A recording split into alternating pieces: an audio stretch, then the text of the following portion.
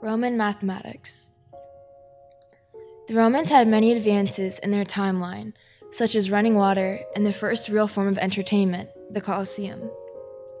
Even though they had fewer inventions than most civilizations, they still managed to create long-lasting advances in the world of mathematics.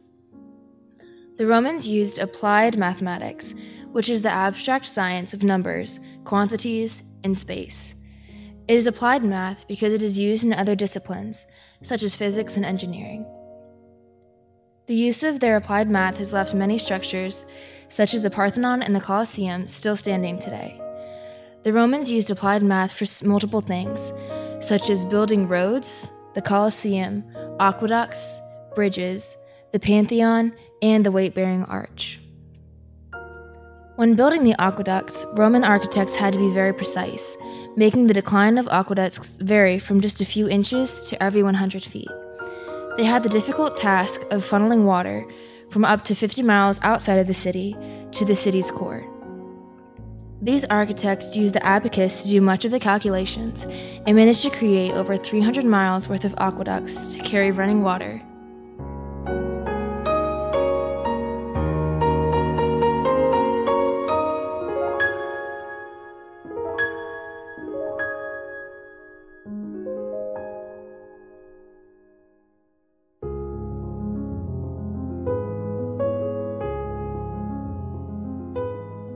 The arch and the Colosseum were also some of the biggest accomplishments the Romans were able to create. It was a feat that not many had accomplished, and these Romans used applied math to know the correct portion of their concrete and size of stone to use in order to build a safe, self-reliant, freestanding structure.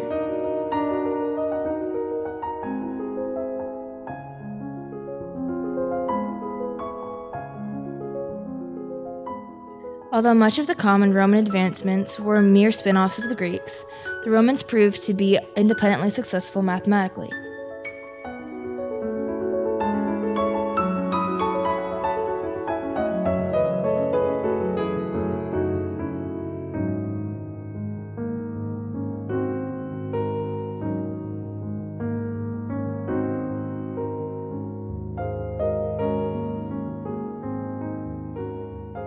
Upon all of these great achievements of the Romans, the Pantheon may have been the greatest.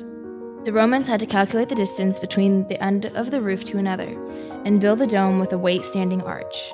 This was accomplished through using the abacus and previous knowledge on the creation of the arch.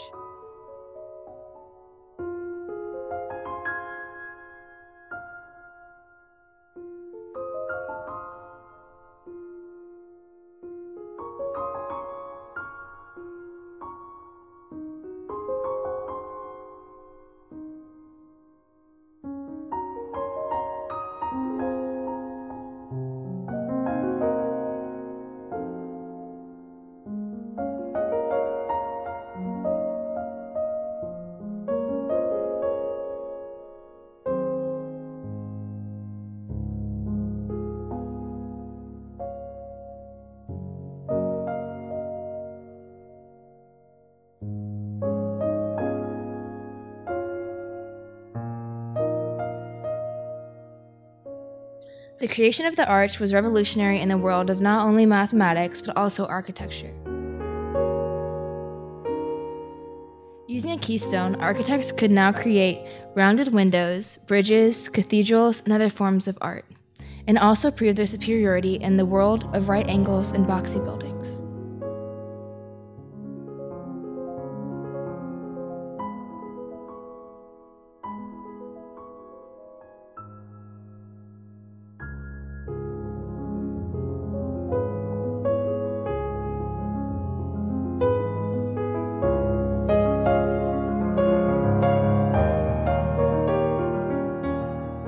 Another important tool the Romans used in mathematics was the abacus. The abacus is a device that was used for counting, or in some cases, slightly complex math problems.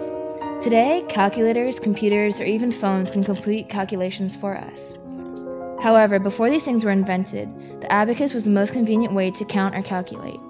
It is assumed that before the abacus was developed, the Romans counted or performed their calculations using stones. They shuffled these stones around on the ground. The Romans soon started pushing stones around on a flat board with grooves in it, known as the counting board. Eventually, the abacus was developed.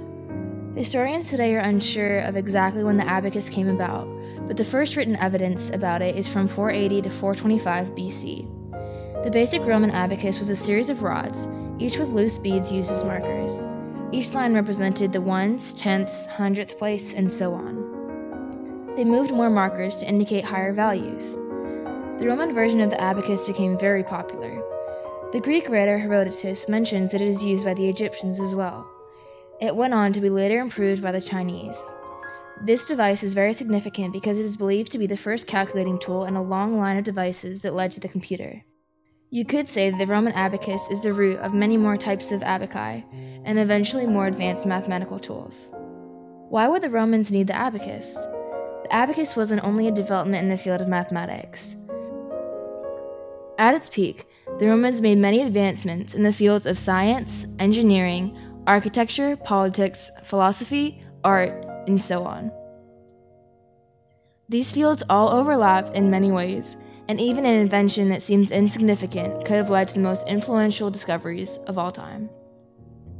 Surely the great thinkers of Rome needed a device such as the abacus to use for their calculations. The abacus also could have been part of everyday life. Rome was constantly growing and developing. Trade was a big part of Roman life, and soon Romans developed their own currency. The only way to calculate before the abacus was using mental math or hand systems. However, hand systems could be complex and inaccurate. Mental math was hard and would oftentimes lead to error. In some cases, it is said that the abacus was used as a teaching tool to teach arithmetics to children. These children learned how to count and perform basic operations from this small and seemingly insignificant device. Who knows? It could have been used to teach one of the great thinkers of all time. An invention that was created for convenience and accuracy turned into so much more than what it was intended to be. The abacus is just a very small invention in the grand scheme of things, but who knows what good things it led to. Society and math as we know it may have turned out to be very different.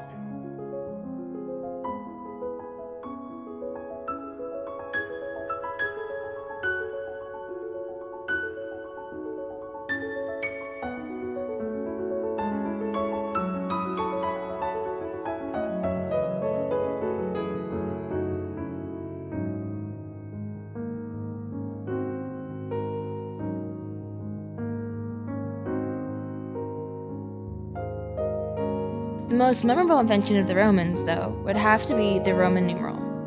Roman numerals were used primarily for over 1800 years, longer than our current number system has existed. Roman numerals were replaced with our current Hindu-Arabic system because they had no way to express zero, and expressing the numbers between integers was very difficult and often hard to decipher. Though Roman numerals are not extinct, Roman numerals are still used today in books. We use Roman numerals in bibliographic references. Roman numerals are often used to avoid confusion between volume and page number. We almost always use the Hindu-Arabic system when numbering pages. The letters used for Roman numerals are as follows: I, V, X, L, C, D, and M. When a symbol is repeated, the number is repeated as well. So I is 1 plus 1 plus 1, not 111. I equals 1, V equals 5, X equals 10, L equals 50, C equals 100, D equals 500, and M equals 1000. A symbol is not usually repeated more than 3 times. So I is highly unusual and is usually expressed IV. When lesser symbols are added to the right of a greater symbol, they are being added to that symbol. When lesser symbols are placed to the left, they are subtracted. There is no real specific documentation dating when the Roman numerals began or who exactly came up with them. They were originally created because of necessity, so that everyone could understand the way numbers were written down.